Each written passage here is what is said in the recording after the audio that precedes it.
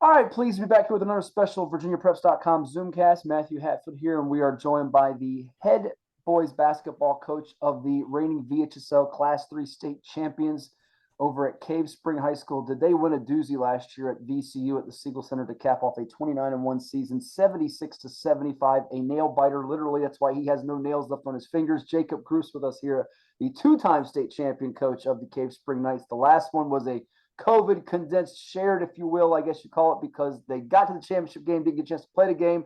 This time they played the game, and you were probably sweating profusely when it was all said and done. Congrats, coach, on the win. How you been? Hey man, doing great, man. Thanks so much. And you're right, man. What a heck of a game, man. That's the way a state championship game should have been between two great teams. Yeah, it was. I didn't get to call that one on the NFHS network due to my ODU women's basketball play-by-play duty. So I was watching as my radio partner, who's the coach at Nance, whenever Ed Young was calling it and getting text updates and watching it in the airport. And it just was nerve-wracking for you. And literally, it looks like, just to flash back to that game, and I'm sure you've watched it a dozen plus times, Petersburg's trying to hold for the ball at the end. What's going through your mind? Is it a helpless feeling as you're watching it play the last few seconds, or you've been in so many close games, including your rival that you've kind of, I guess, newfound rival with Northside in the last couple of years, that you're used to those and your kids are so familiar with those tight spots late in games? It's one of those things, man. We had a mature team last year, and like you said, we've been in so many close games. Like I don't think our kids were panicked at that point, and credit to them and our players. As a coaching staff, we're just trying to figure out like, hey man, like what do we do? Everybody in the state of Virginia loves to get in a debate about a shot clock and all that. Well, I mean, we had a chance to go out and guard or set back. So I mean, I think that shot clock thing needs to go away, even though I'm a huge proponent of it. But sitting there, man, it was like, I was a little surprised that they held the ball at the end of the game there. But we're just hoping for that one defensive stop, and we got it. It's crazy. I watched that film. I've watched it several times, obviously, and I get just as nervous watching it. I know the outcome of it. It's crazy. I'm sitting there sweating, and nervous. My hands start sweating, and I'm getting nervous, and it's one of those things, man. It's like, you know what, we decided to come out and start defending, and we didn't want to give up an easy basket, and luckily we got the big steal and got the run out and got the foul, and Owen missed the first one, and I didn't watch either free throw. I turned my back to it and had my scorekeeper. It's something I did when I was at Dan River late in the games. It was one of those things. It was like, man, just somebody tell me what's going on. And and he missed the first one, made the second one. That was the longest 6 seconds of my life when they're dribbling. They get a great look, and from my angle, it's right on line, and thank goodness it's about 4 feet too far. Well, you're up 10 in the third quarter, but this game had 7 ties, 8 lead changes. So it probably didn't feel like to you in the third quarter that it was a 10-point safe lead, especially with Petersburg having a forward as dynamic as Chris Fields, with 25 and 12 in that game. But I remember we spoke in the preseason. We knew you had some good underclassmen, which we'll touch on, that you have coming back for this year's team, like the Fairleigh Dickinson committed Dylan Saunders and Stark Jones and Kameron Tinsley. But two of those guys, I remember you saying, it stuck with me, they're going to be unsung, gritty heroes and leaders for us. So Bryce Cooper, multi-sport standout, and Owen Dayat, who had 29 points, an efficient 11 of 16, 9 rebounds, the go-ahead free throw. His brother had some heroics on the football field here for Glenford just the other day. But my, oh my, did they step up in crunch time in a big, big way, because without those contributions from those guys, this might go the other way, and Petersburg gets that win in front of the raucous Richmond crowd. Yeah, I mean, here at Case Spring, man, we have to do it by committee. We have to be the hardest working team. We have to do it by committee. We had 4 guys average double figures last year, which I think is a true testament to our guys of buying into that team concept, sharing the basketball, and not caring who scored. They cared about who won.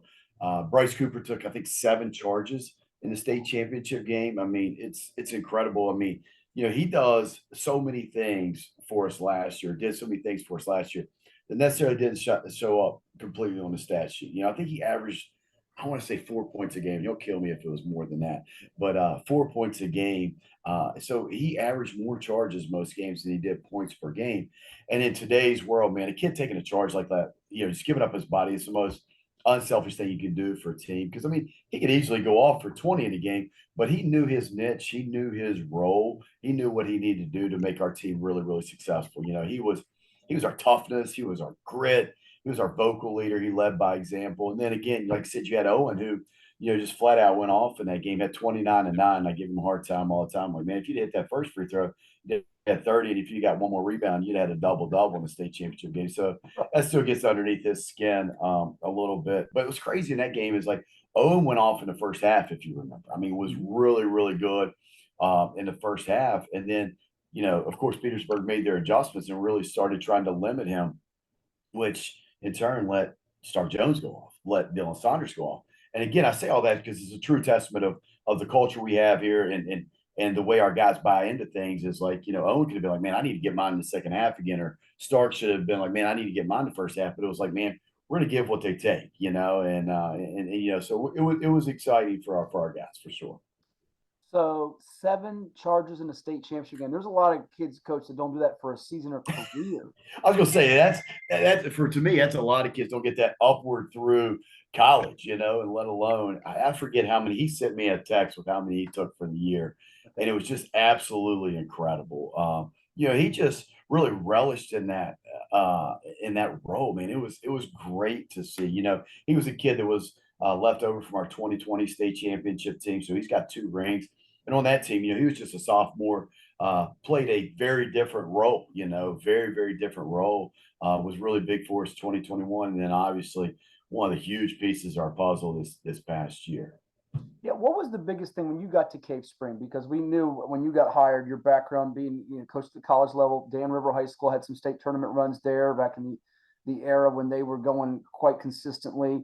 What was the thing you wanted to do, either change or implement when you got to Cave Spring? Because certainly they've got a history going back to when Billy Hicks was there. They've played in championship games. We know about J.J. Reddick, who's on TV now, sharpshooter extraordinaire. But there were some things you probably wanted to put your fingerprints on to make this a program that year in and year out is talked about in that hunt. What were the things that you tried to outline when you got there? Defensively, I'm a defensive minded guy, our toughness, our grit. Like that's what I really wanted to bring into this program. Not saying they didn't have it before Sure. or anything like that, but offensively they were really good compared to my teams at Dan River. As far as being able to show the ball, shoot the basketball, things like that.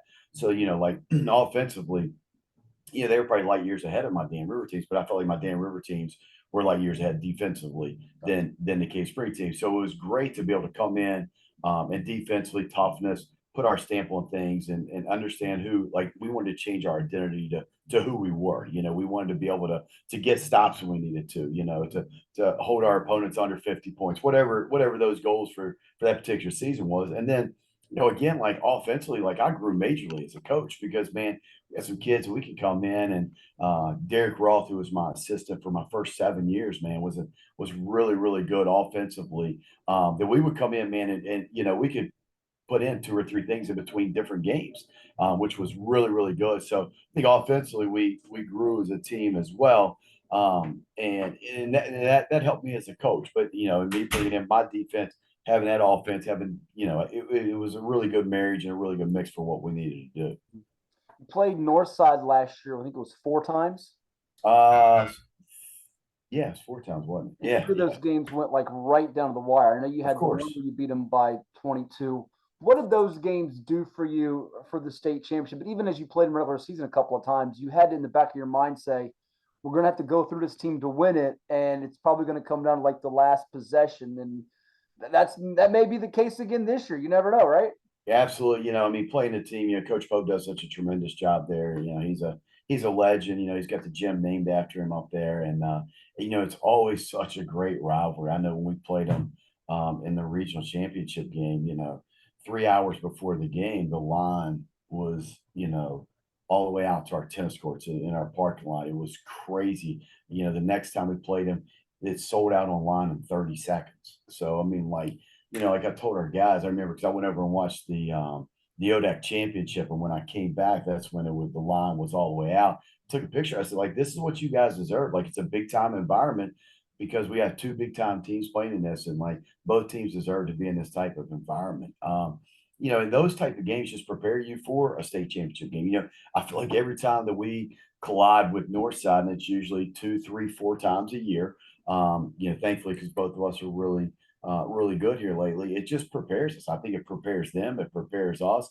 So when we get into a Petersburg type game, we don't panic. And I think the same thing goes for them. They don't panic when they get in games like that. I think it makes us both better for the season. You know, we used to play each other like second game of the year, then fourth game of the year. And, you know, we've tried on my end to push, you know, that second game later in the year because I think we're both measuring sticks for each other. I think it's, you know, we have a ton of respect, you know, mutually for each program. They have a ton of respect for us. So, you know, it's, you know, the state term is kind of in our regions kind of ran through Northside and Cave Spring, which is, you know, all of what 14 minutes apart from each other.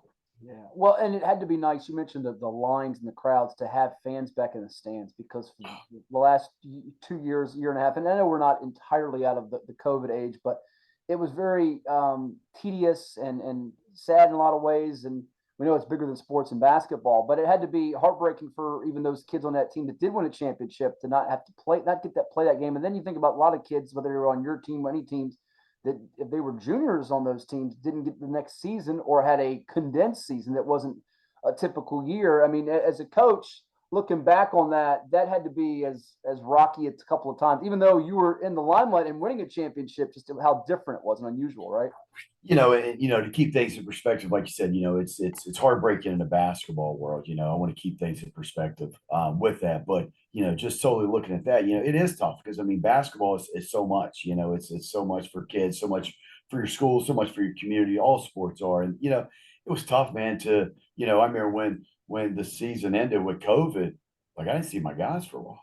Like I ordered T-shirts, and you know, that's when the world stopped. I mean, completely stopped.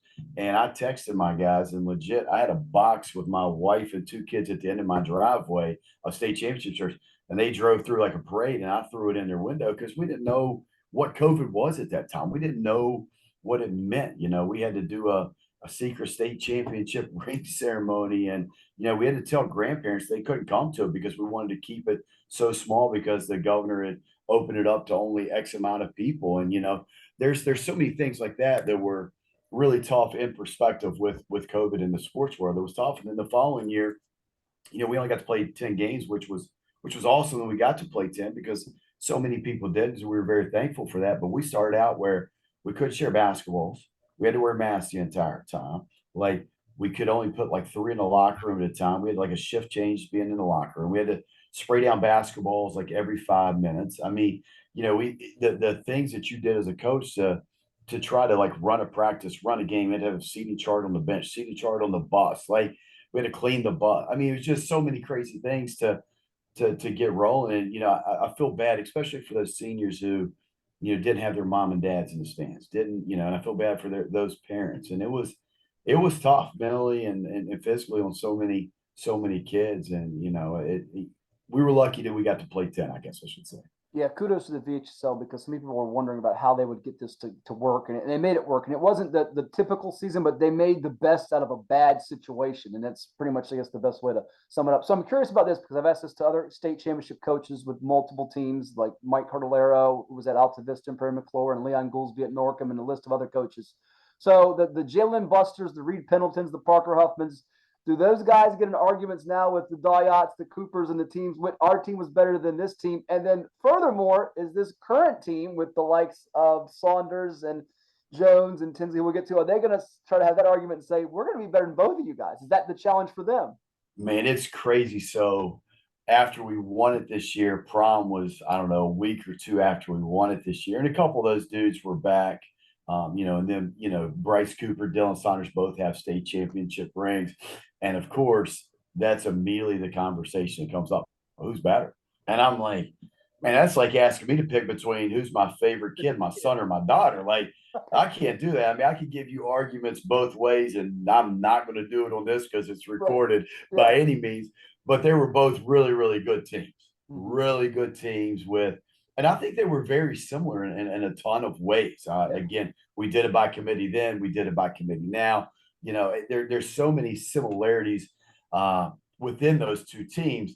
And man, it is. I wish I had that. I wish I could, you know, have that crystal ball or whatever, and have that 2020 team in like prime physical shape, basketball shape, and the 2022 team. And that'd be a heck of a fundraiser for Cave Spring, and let those two play against each other. If you ask the 2020 team, they beat the 2022 team by 30. If you ask the 2022 team, they beat the 2020 team by 30. And I love that about our guys. Like I love that they get after each other like that. And I think it's good. I think it shows a lot about the character of our kids and who we are. And we had a bunch of guys come back that were on the 2020 team to our state championship game this year. So that's really cool to see things like that. But it'd be a heck of a game. I think it'd be a one possession game, to be honest with you. I think it would be. I don't see, I get asked arguments a lot from different players and coaches of eras because I've covered now for 20 plus years. I'm sure you've done this when you were at Dan River. Like, who wins the 2000 era versus the 2020 era? And I'll say, well, there's pros and cons either way. But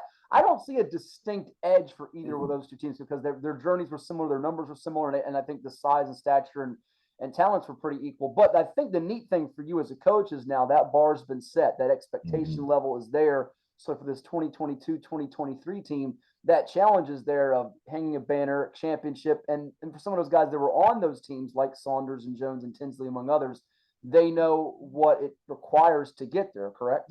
Oh, absolutely, man. Those guys are just as hungry as ever. I remember when we got back at 3 a.m. because we played an 8 o'clock game. It was a heck of a bus ride home. It was a lot of fun riding home from Richmond after winning it all. And we got back 2, 3 in the morning, and Stark was him and Dylan were the last two guys to leave that night. And they said, Coach, because we hang banners in our team room. Said, Coach, the 2022 was going to go right here. We're running out of wall space. I said, man, I'll build another wall. You win another one, we'll build another one. Those are good problems to have. So those guys are motivated. We've had a great summer. Everybody asks, hey, man, how good are you going to be? And I think you get this is like, it's not necessarily how good you are, it's how good everybody else is, and we've had teams that weren't quite as good, but the talent level wasn't quite as good, or teams that we were really good and the talent level was there as well. So, I really like our team. I think we work really, really hard and we put a ton of effort and work in. And I think we got some really great pieces coming back. And the fun part as coach is just trying to mesh that all together. As soon as that last season's over and you move into your all season, every guy has a different role that they have to step up to. And watching those guys go through that journey and that maturation process of finding that new role, I think is really one of the cool things of a coach. Sure. Well, let's highlight through those guys if we can, and we'll finish up with you. Let's start with those headliners, beginning with Saunders and Jones and Tinsley. Saunders, the thing, having watched him in AAU with Virginia Premier in the offseason, it feels like he is, if not the best shooting big man in the state, he's certainly in the conversation. His ability to play inside out really causes matchup problems for other teams, doesn't it? It does, and when he was starting to get his recruiters really starting to heat up, all the college guys said, hey, send me game film. I'm going to send you game film. What do you mean? I'm like, hey, he's 6'8" and it's high school. Where do I put him? On the block. He's not necessarily going to be that back to the basket guy at that level. I'm like, I don't want you guys to pigeonhole him. Like, he can score at all three levels. Like, he's done such a tremendous job to develop his game. It's been incredible, man. He shoots it so well for us. He's our best free throw shooter. Most people like want to take their 5-man and send him to the parking lot when it's late game situation or looking foul. We're looking to get him. Yeah, we're looking to get him the ball because he was our best free throw shooter last year. He has such great touch. I get so mad at our guys, and I'm also happy with him. When Dylan shoots a three, our guys usually turn and run the other way. Because they just automatically think it's going in, which I'm like, man, that's awesome. But he ain't shooting 100% this year, guys. So his touch around the rim it is incredible. I mean, it really is. He's worked so hard to develop, being able to be that pick and pop guy, and he can, again, play with his back to the basket. He can take you off the bounce now. So I'm really excited to see how hard he's working for him to get that return on his investment. I think he's going to the absolute perfect spot for him. And I think too many kids don't find the right spot. They just go somewhere or go as big as they can. And he did a good job. Kudos to him and his family for really doing a lot of research. But I think Tobin Anderson, FDU, is the absolute perfect fit for Dylan Saunders. Yeah, they got a guy that's on staff from Virginia, Jack Castleberry, who's recruited pretty well, so that's a help. Stark Jones, I feel like, Coach, we've known about him, but in some ways he's still a little bit underrated. Was that because he had a little bit of a minor injury? What do you think the feel is? Because he's a big guard at what, about 6'3"? Yeah, I mean, I think he is like, I'll be honest with you, I think somebody's going to get an absolute steal in Stark Jones. I tell everybody this just to show about his toughness is, he messed up the bone going into his right big toe and missed one district tournament game for us. we all missed it. Our trainer missed it. We missed it. It ended up being a broken bone. And think about like a kid that plays as explosive as he does, just pushing off on that all day. So I say that to say he played all regions and all states. He was the VHSCA Co-State Player of the Year with a broken bone in his right foot. He ended up having to get 2 screws put into that, missed all summer. I remember he called me from his first live event at ANU. He's like, can't push off. I'm gonna get an MRI and find out there was a broken bone in there. And like, so he missed all summer with us. So I think that's why his recruiting has slowed down, because his recruiting was on fire. Then he misses all summer. He was actually my assistant coach most of the summer. Greg Matthews, one of my assistants, has a real job, not a teaching job. So he has to go work all summer where we can be here. And Stark got to see the different side of basketball, the coaching side. And he's been on a couple of visits. My phone blows up daily about him. And everybody just wants to see him back. And I think he is the biggest steal in the state of Virginia right now. I think whoever gets him is getting a slam dunk, for lack of a better word, out of him, because I think he's got a chance to be really, really special. Yeah, and I'm guessing mostly Division I, Division II type of stuff for him. I don't know if his game is comp to this guy, but it reminds me just that toughness you're talking about, being a lead guard or a coach on the floor, a playmaking guard, a lot like the kid that played at Westfield who went to Wagner and Richmond, Blake Francis. I mean, Yeah, he played Woodside in that state semifinal game. He was just, bearing and grinning it and just gutted it out. And that's the type of guy that he's going to lay it for you on the line every night when you need it. absolutely. And that's Stark, man. I tell you what, once we get that back, and it was tough. We played without him all summer. Well, it's the best thing for our team. We had to play without him. So every other kid had to really elevate their game and get a ton of minutes. So now we insert back a co-player, state co-player of the year. Like, life is good when that happens. Yeah, Tinsley, a 6'4" junior wing. Tell us. I'd say 6'6" now. He's growing. Okay. Man, I call him Tayshaun Prince, because I don't know if you remember that name. Yeah, I do. Pistons. Listen, he broke my heart being a Malone Stockton fan, and you were talking about you watching the games. I still watched into that '98 Bulls Jazz, and the ending doesn't change for me, unfortunately. But when Malone went to the Lakers, that Pistons team with Prince haunted us a lot. Yeah, I think he looks like him. I think he plays like him, being a lefty, and he's just really smooth, silky smooth, can flat out stroke the basketball. Like, really excited about him. Last year he was kind of our 6th man last year as a sophomore. And again, I think he's about 6'6" now. Really worked hard in the weight room to put some weight on, get some strength, and he's going to play a huge role for us this year. We're hoping to really be able to spread the floor, with 5 shooters all over the floor. And, I think Tinsley's recruiting is going to blow up. It's already starting to really get some really good traction. But once he starts playing that full season, I think he's got a chance to really blow up and really go for us. Good deal. And lastly, anybody else that's a name I know I'm forgetting somebody. Graham, our point guard, man. Graham Lilley, he played 29 to 30 games. Started at the point, he missed 1 game because of a little injury. But like, man, you talk about a tough, gritty kid. I mean, he finishes around the rim, better than probably anybody on our team, because he's dedicated himself to the weight room so much. He was the point guard on the state championship team with a lot of good pieces around him. And again, he's a kid that buys into what we're going to do. He's got a super high basketball IQ. Just gets the ball where it needs to go, finds the hot guy, makes the right pass, makes the right read. And he's an extension of me on the floor, and does a really good job. Just a super competitor, man. Super competitive. Awesome. And I'm sure as you develop those bench guys, role guys, that's going to be key. And even your main guys sacrificing for the betterment, because they know individually they can go get 15, 20, but it's going to be about making that, like you said, drawing that charge, making that hustle play to get it done. As you lastly here to finish up, your schedule's always a competitive one. You'll be prepped come playoff time. What's going to kind of decide or determine how good this group ultimately is in your eyes, as far as being there? And now you've got a target on your backs at Cave Spring, because I think when you got there, it was like, we know they're good, but now they're circling that game. Everybody has it on the schedule, knowing what you guys are as defending champs. Yeah, I mean, I think with us having some good pieces return, I think we're the hunted, for right now. So I think we'll get everybody's best shot. We did all summer. We've added Spotswood to our schedule. We've added LCA to our schedule. 5A Independence out of Northern Virginia. We got Northside twice in Naka. So if you look at our schedule, there's not an easy game on our schedule, and I think, a lot of coaches will go one of 2 ways when they schedule. They'll schedule, a tough schedule, then have a couple of cupcakes. Like, if you look at our schedule, I don't see a cupcake on our schedule. I mean, we play all 3, 4s, and 5s. PH is going to be loaded again this year. And, I think by us, having such a tough schedule every single night, you got to show up every single night. you got to play, and we play super athletic teams to super patient teams to somebody presses, somebody plays up. Like I think we kind of see it all. And I think that really prepares us for hopefully a nice little run this year. Should be another fun year this winter here at the Cave. 2022-2023 season upon us here, and Jacob Gruse's Knights going for a third championship in 4 seasons and try to make it back to back. Thank you so much. All the best, and I'm sure we'll be in touch throughout the campaign and during the playoff run.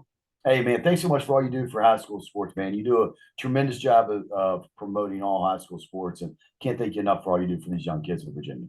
Appreciate that, Coach. All the best to you and your guys. Jacob Gruse with us, the head basketball coach of the reigning Class 3 state champion Cave Spring Knights. Keep it tuned, subscribe to our YouTube channel, and right here on VirginiaPreps.com, part of the Rivals.com network of sites powered by Yahoo Sports. Take care, everyone.